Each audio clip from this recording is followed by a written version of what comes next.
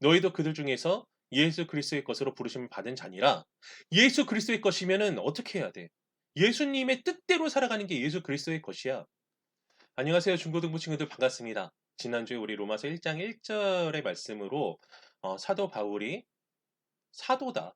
그리고 그 사도의 직분은 복음을 위해서 일하는 자고 사도라는 직분은 초대교회의 끝난 직분이지만 오늘날에도 사도로서의 사도적인 소명, 복음을 위해서 살아가야 되는 소명은 우리에게 이어져 있다라는 말씀을 드렸습니다. 오늘은 1장 1절부터 7절까지의 말씀을 통해서 예수님이 누구실까에 대해서 한번 나눠보도록 합시다. 먼저 말씀을 읽습니다.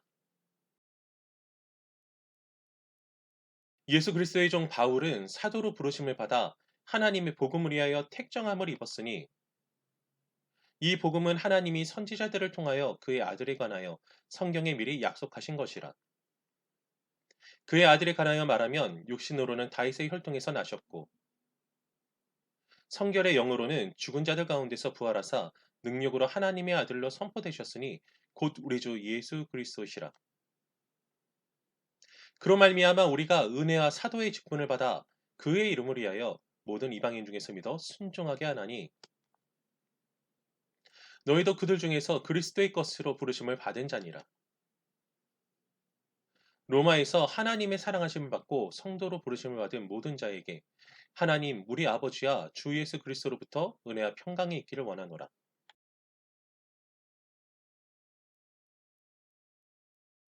오늘 이 말씀으로 예수님은 누구신가에 대해서 나눠보도록 합시다.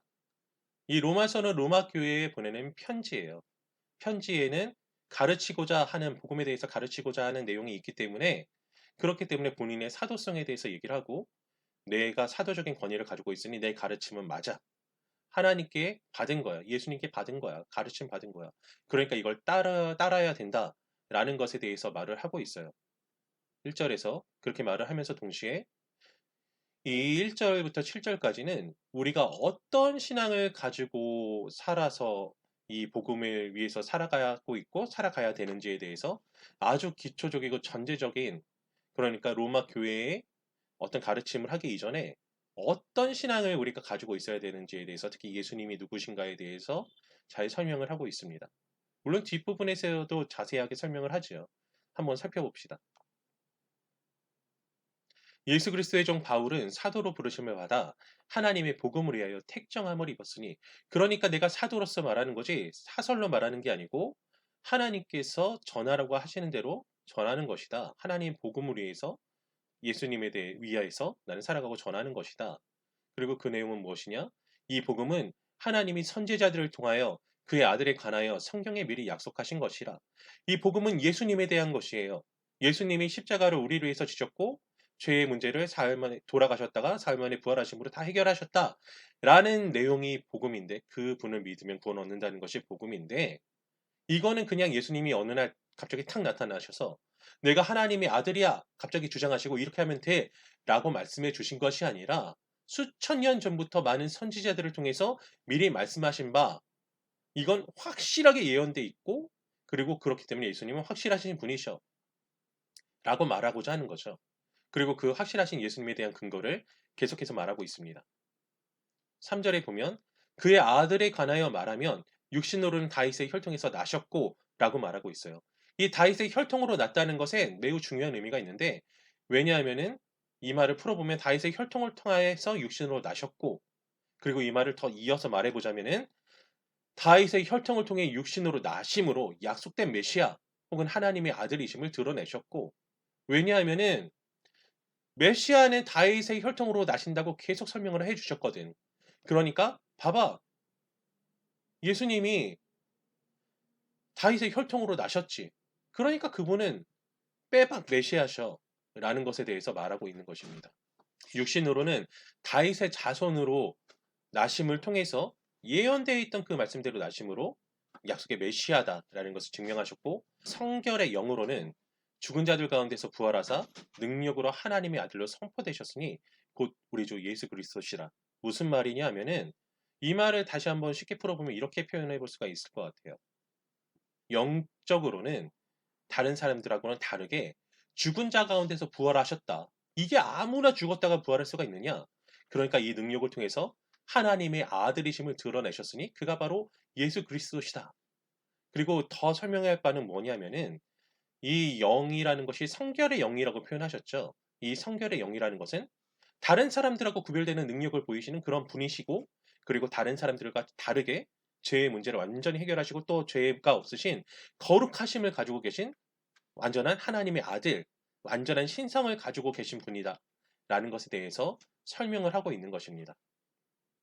그러니까 뭐야? 아까 다윗의 자손으로 오셨다는 것은 혈통을 통해서 육신으로 나셨다는 것은 완전한 인성을 가지신 분이다라는 것을 의미하고 있는 것이고, 그리고 이건 신성에 대해서 말씀하시므로 이렇게 설명해 볼 수 있죠. 예수님은 누구신가? 예수 그리스도께서는 완전한 인성과 신성을 모두 가지고 계신데 그런 하나님의 아들이시다. 약속된 메시아시다. 라는 것에 대해서 우리는 이 말씀을 통해서 알 수 있습니다. 계속해서 말씀을 읽어볼게요.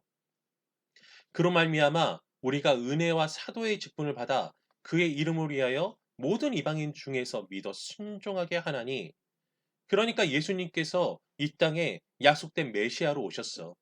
그가 약속된 메시아로 오셔서 이루어지는 일이 뭐냐면은 우리에게 은혜를 주셨어. 은혜를 주셔서 우리가 구원을 받았어. 그런데 구원 받은 것으로 끝난 게 아니야. 사도의 직분을 주셨어. 근데 그 사도의 직분은 뭐야? 복음을 전하라는 거죠. 모든 이방인 중에 믿어 순종하게, 즉 전도의 소명을 받은 그 일이 바로 우리의 일이다. 그러면 여기까지 하면은 그 일은 사도들에게만 국한되는 것인가? 라고 생각할 수 있는데 중요한 것은 6절에 바로 나오죠. 6절에 뭐라고 나오냐? 너희도 그들 중에서 예수 그리스도의 것으로 부르심을 받은 자니라. 이건 이렇게 생각해 볼 수 있어. 이 5절에서 사도들을 통해서 구원받은 이방인, 그게 바로 너희다. 라고 문맥적으로 이해를 할 수도 있고, 그리고 다른 부분은 뭐냐면은 너희도 사도들처럼 복음의 은택을 입은 자다. 제가 1장 1절을 설교하면서 이런 말을 했던 게 혹시 기억이 나세요? 사도라는 직분은 초대교회에 국한된 직분이다. 오늘날에는 사도라는 직분이 있을 리도 없고 있을 수도 없고 이유도 없다. 왜냐하면 복음이 완성되었으니까. 더 이상 직접적으로 예수님의 가르침이나 하나님의 직접 계시를 받아서 그것을 전해야 될 이유가 없죠. 말씀이 다 있으니까.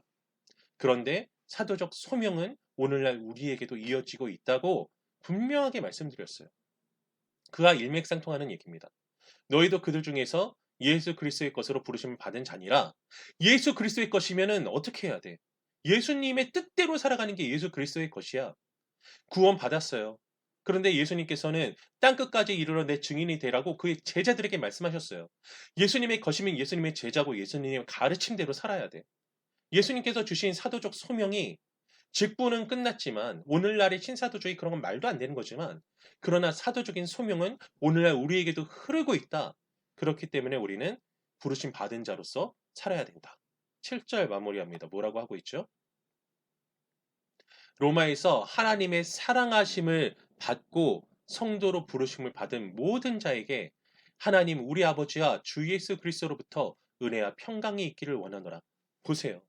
하나님의 사랑하심을 받고 성도의 부르심 받은 모든 자에게, 로마에서 받은 모든 자, 그러니까 로마 교회에게 하나님 우리 아버지와 주 예수 그리스도로부터 은혜와 평강이 있기를 원하노라 라고 축복의 말로 이 7절을 마무리하고 있습니다. 그런데 여기에서 그들이 받아 누린 사랑과 부르심은 뭐야? 성도로의 부르심은 뭐야? 구원을 받았고 그것은 하나님께서 특별하게 택해 주신 것이고, 그리고 그 성도로서의 부르심, 성도로서의 소명도 모든 자가 받았다라는 거죠. 로마 교회의 모든 자, 모든 교인들이 다 선택을 받은 자니까. 하나님 우리 아버지와 주 예수 그리스도부터 은혜와 평강이 있기를 원하노라. 그 은혜와 평강이 무엇입니까? 말씀대로 살아갈 수 있는 그 능력과 은혜 가운데 살아가는 것. 그런 삶이겠죠. 자, 예수님은 누구신가? 이것을 우리가 알아야 되는 이유가 있어요. 왜냐하면은 아까 6절에서 분명히 이야기하고 있죠. 뭐라고 얘기하고 있어? 우리는 예수 그리스도의 것이니까. 우리는 예수 그리스도의 것이니까 예수님이 누구신지에 대해서 분명히 알아야 돼. 오늘 이 1절부터 7절까지 나온 예수님은 누구셔? 완전한 인성과 완전한 신성을 가지고 계신 바로 그의 아들, 하나님의 아들, 메시아 구세주, 하나님이신데 하나님과 동등됨을 취하지 않으시고 우리를 사랑하기 때문에 오신 하나님을 사랑하고 이웃을 사랑하라고 하신 그 예수님, 우리는 그 예수님의 것이므로 우리는 어떻게 살아야 돼? 예수님처럼 살아야 되죠. 예수님을 쫓아 살아가야 되죠. 예수님처럼 하나님을 사랑하고 이웃을 사랑하는 삶을 살아야 된다는 것을 우리에게 알려주고 있고, 그리고 그 예수님을 더 자세히 잘 알아야 되므로 예수님에 대한 교리에 대해서 가르치고, 앞으로 로마서에서, 그리고 그 이후에는 교인으로서 어떻게 살아가야 되는지에 대해서 알려주게 될 것입니다. 자, 예수님이 누구신가에 대해서 우리는 알아야 되겠죠. 그렇기 때문에 앞으로 더 알아갈 것이고, 사실은 평생에 알아간다 해도 우리에게 부족함이 있을 수밖에 없어.